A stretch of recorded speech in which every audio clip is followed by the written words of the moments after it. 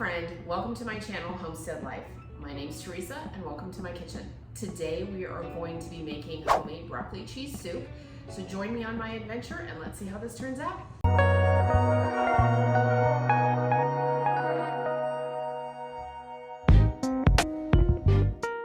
Okay, some of the items that we're going to be using today are fresh chopped broccoli. We've got about 1 carrot shredded here. We have, I don't know, 2 or so cups of sharp cheddar cheese. We have 6.5, 7 stalks of celery, 2 onions chopped finely. We have 3 minced garlics there. We have some cream, heavy cream. Then we have some butter and some flour. Here on the stove, we have our enamel coated cast iron, and we're gonna start by turning on our heat to about medium high and get that warming up. We're going to put 4 tablespoons of butter into our cast iron and get that melting down. We're gonna be using this to saute the onions and garlic and also the celery. Once we've got those sauteed, we'll be adding the flour to create our roux, which is going to be the base of our soup. So let's get this melted down.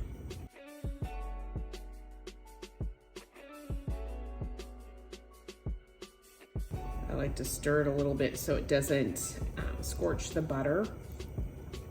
And I'm kind of impatient when it comes to butter melting. I don't know why, I just am. I just want it to be ready to go. But I know it's got to take its time and I don't want to burn the butter or brown it. That is definitely not what I'm after. And you can do this in a traditional saucepan. It does not need to be a cast iron or enamel cast iron or anything like that. You can do this in any type of saucepan. Okay, now our butter is all melted. What we're gonna do is let it heat up just a little bit more. And while I'm doing that, we're gonna put in our 3 cloves of garlic and our onions. I did the onions in the food processor just because it was a little bit easier and faster. And of course, I'm trying to actually cook during a work day here at the house, so trying to deal with the phones and all that other stuff. But okay, so we've got this and we're gonna saute this until it's fairly translucent. Also, with the fact that onions are so finely diced, it's gonna make it easier to cook these through. And we're also going to put in the celery at this point. And yeah, there's some of the carrots in with that. But let's go ahead and get this sauteed up. And should have waited for that butter to warm up just a little bit more. I had a phone call, so I had to turn this off. Let's go ahead and do that.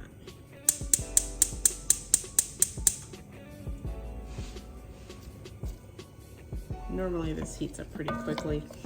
I'm a very impatient cook, so let's let that kind of do its thing for a few minutes.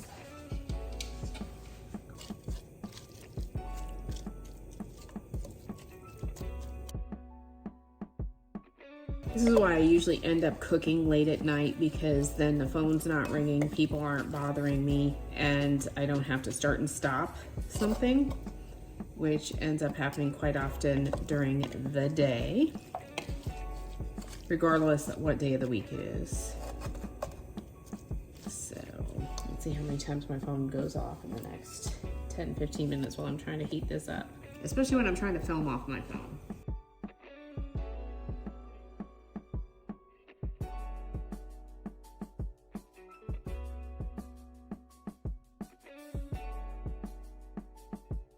I want to cook this for about 10 or 15 minutes. You can see it's starting to heat up pretty good. It's not as hot as I would like it to be. Sometimes it just takes too long to cook things because I'm starting and stopping and starting and stopping and starting and stopping. But you can kind of hear it starting to come up to a good temperature here. So we'll come back when it gets a little bit closer to the consistency that I want. and put in, as soon as it gets a little bit closer to that and the onions are cooked through, as well as the celery starting to get a little more tender, that's when I will put in the flour and we will start with the roux.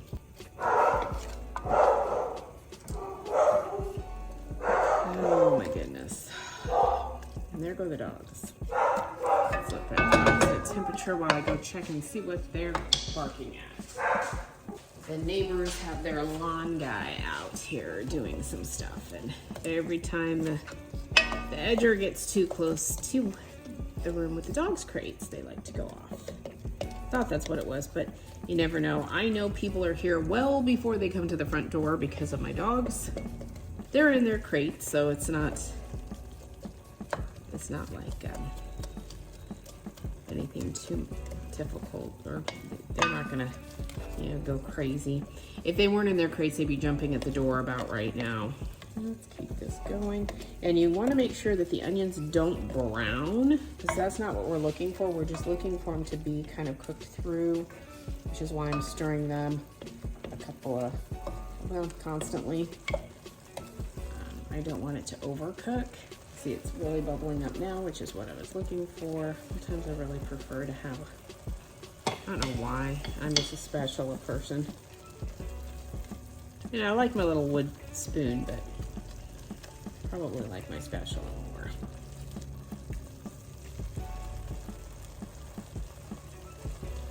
There's the consistency of heat that I want, so that this will cook through. And while that's happening, I'm going to get ready by opening up some of my canned broth. And I don't know if y'all know, but most can openers come with a little lip here for opening cans. So I just put it under, as I said, and it's not doing it pop. There we go. Just want to make sure and have that at the ready. Okay, this is looking good. Just a little bit more. It smells really yummy. Actually, at this point, I'm going to put a little bit of salt and pepper in there.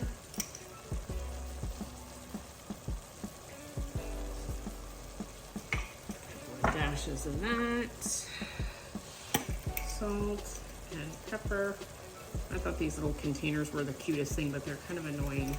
And they keep everything nice and dry, but not sure I'm loving them. I'd have to use them for something different. Okay, so here we go. I'm going to turn this down just a little bit, because now we are going to add the flour, which I have a 1/2 cup flour here that I am just going to get all worked in here so that we can start to get this cooked. And yes, this is the right consistency. And I don't know if I said it before or not, but I'm combining several different recipes that I read online, as well as going by some of my previous memory of my old recipe that I used to make that was in my head. Okay, so now that we've got this well incorporated, I'm going to start adding a little bit of the chicken stock.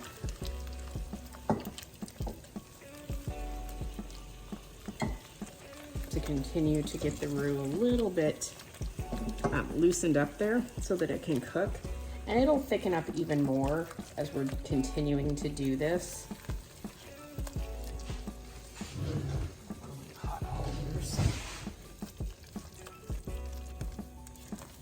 Because we're wanting the flour to cook, and as it cooks, it's going to thicken. This is the whole secret here to making a thick sauce, whether it's a cream sauce or anything like that.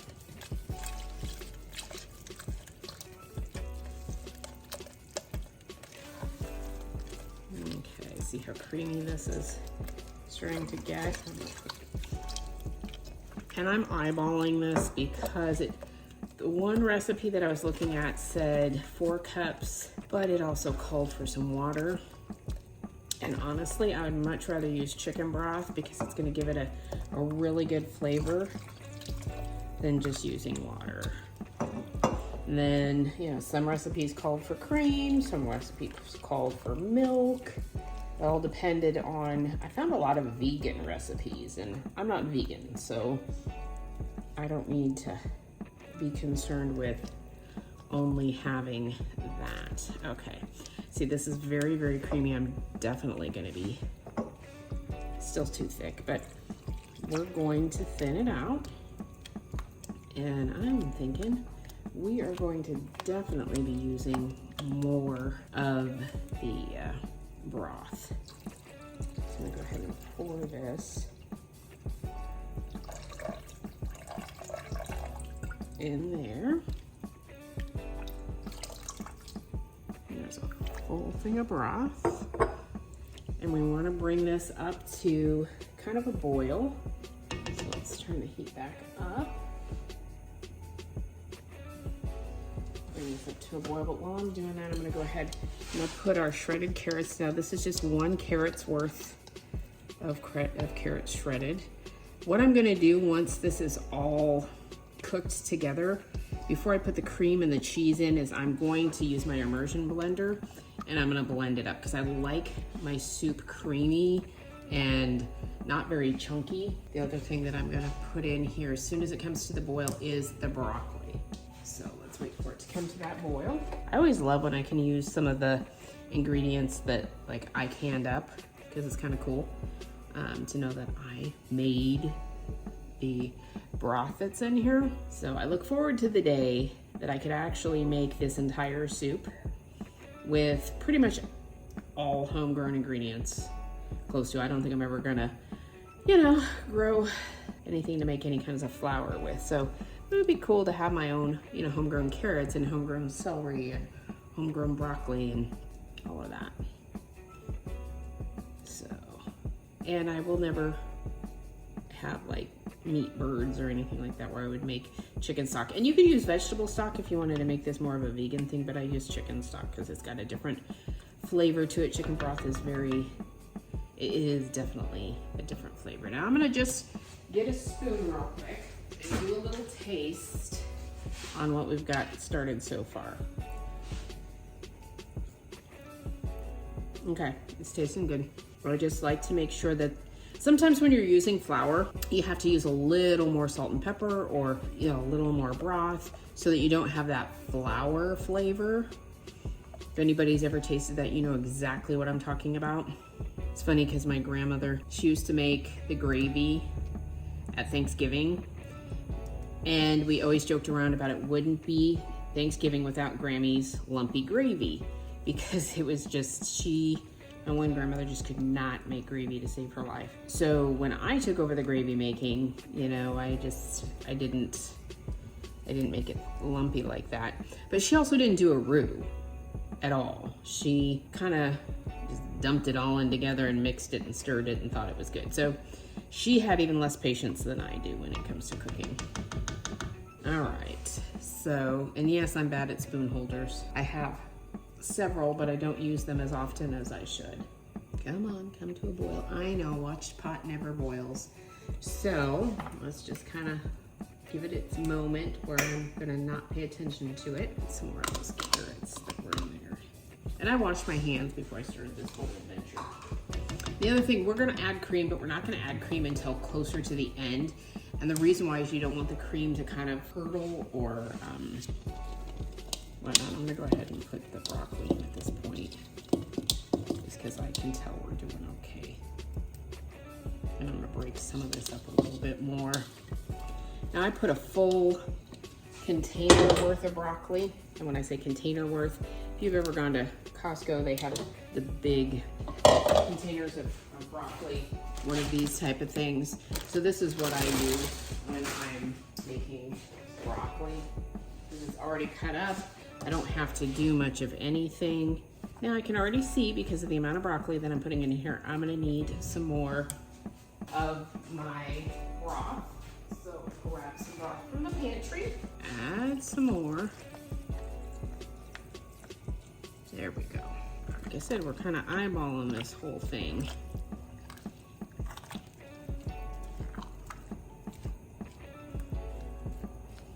Now we're gonna wanna let this cook down for about, I'm gonna say about 10-15 minutes, and or at least until all these pieces of broccoli are nice and, a whole other one in here, full one.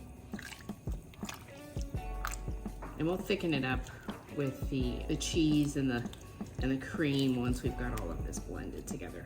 So let's let this kind of sit and cook.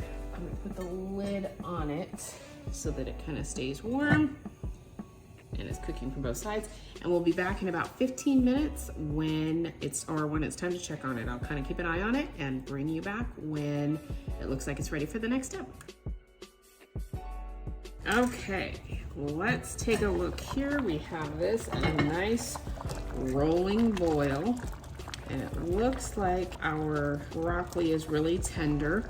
And I'm gonna double check here. Yep, it's super tender. So I'm gonna grab the immersion blender. I've turned this down on low. Immersion blender, here we have. I have had this immersion blender forever, it seems. Okay, here we go.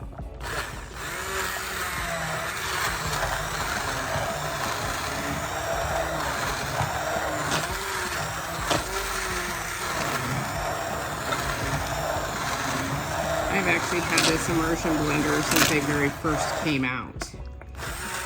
This is one of the original immersion blenders.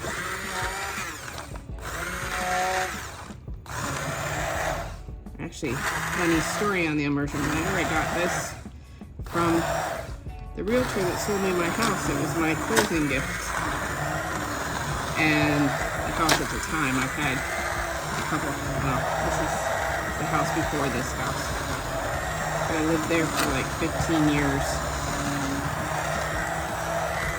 And I sold that house 10 years ago, so that shows you how old this thing is.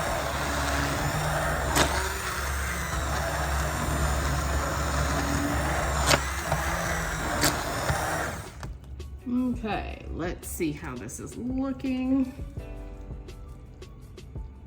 Okay, I'm good with this. Yay. Okay, just gonna put this down.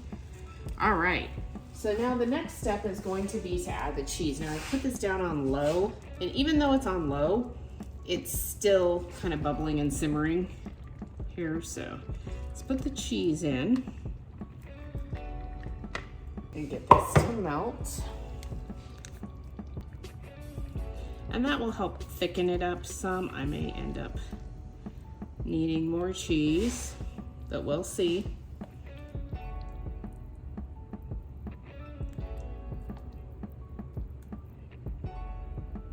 Like I said, I have favorite utensils. I don't know why, but this is one of my favorite little utensils. Now my cup of cream, and this is just heavy whipping cream.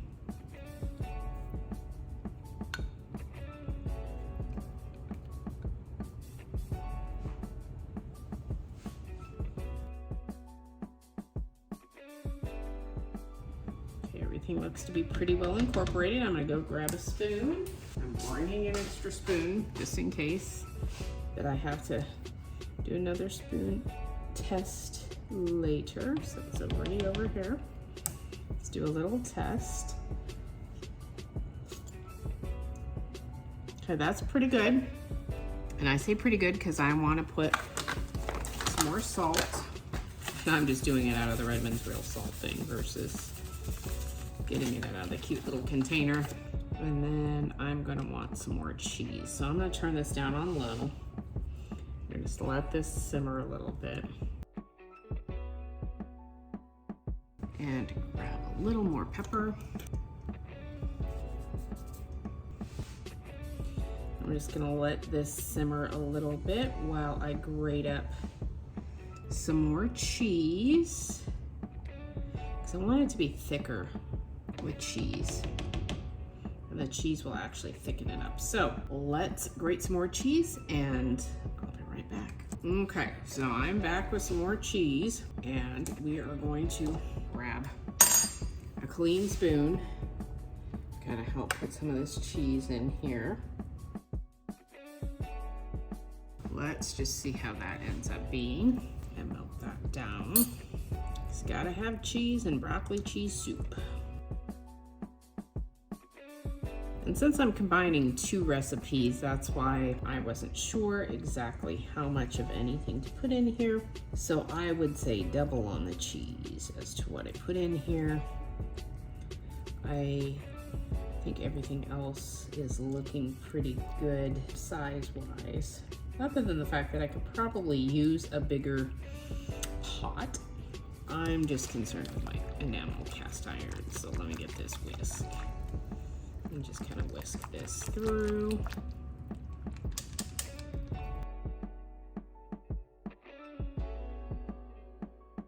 And yes, I know I'm making a mess, and it's okay. A really good cook once told me if you're not making a mess, you're not doing it right. So, okay. Back to the clean spoon that I had used just for the cheese. Just take a little taste test. Okay, let me see, what is it missing? Actually, maybe just a little bit more salt. So one thing I've noticed with Redmond's real salt is it's not as salty, I guess you could say, as other salts. So with that being said, you use a bit more than like with a sea salt or pink Himalayan salt, or at least I've noticed that for me, for my taste buds. Okay, let me go get a clean spoon and try it.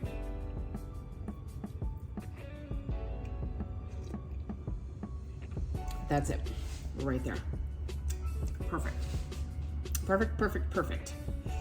So there we have absolutely perfect broccoli cheddar soup. When you're combining multiple recipes, you have to realize that you gotta try different things. Maybe you add a little bit more, and it's all about kind of winging it. So this is amazing, and this is what I'm going to have for dinner tonight. Thank you for joining me in my kitchen today. I appreciate you, and hope to see you again soon. Have a great day, friend.